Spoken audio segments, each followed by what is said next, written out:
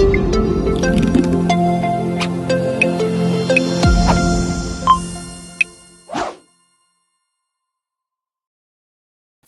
everyone, welcome back to our YouTube channel.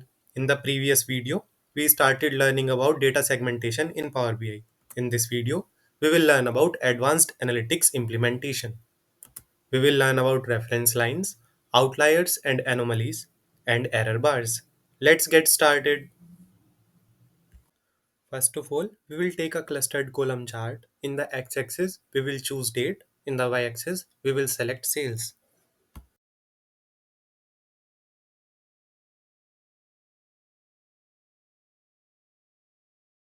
Here we can see we have created this visual successfully.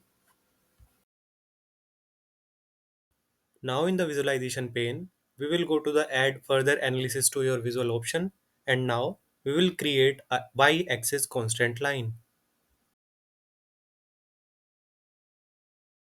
Add value and visual options of your choice and move forward. You will see a line on the graph.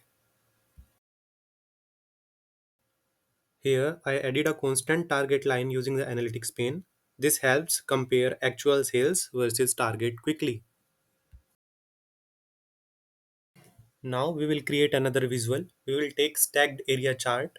Now in the x-axis we will take date. In the y-axis we will take sales, sales upper and sales lower. We have multiple options here. We can choose the options according to our need and choice.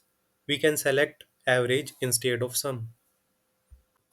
Here I showed uncertainty by adding upper sales and lower sales as a shaded band. This works like error bars, showing the likely range around each point. Now we will create another visual.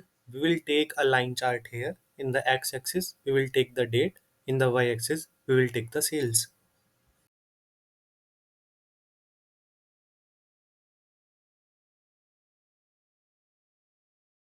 Now we will go to the add further analysis to your visual option.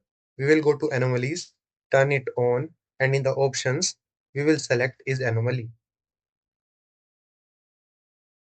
Now we will create another visual. We will take table, and in the columns, we will select date, product, sales, and is anomaly.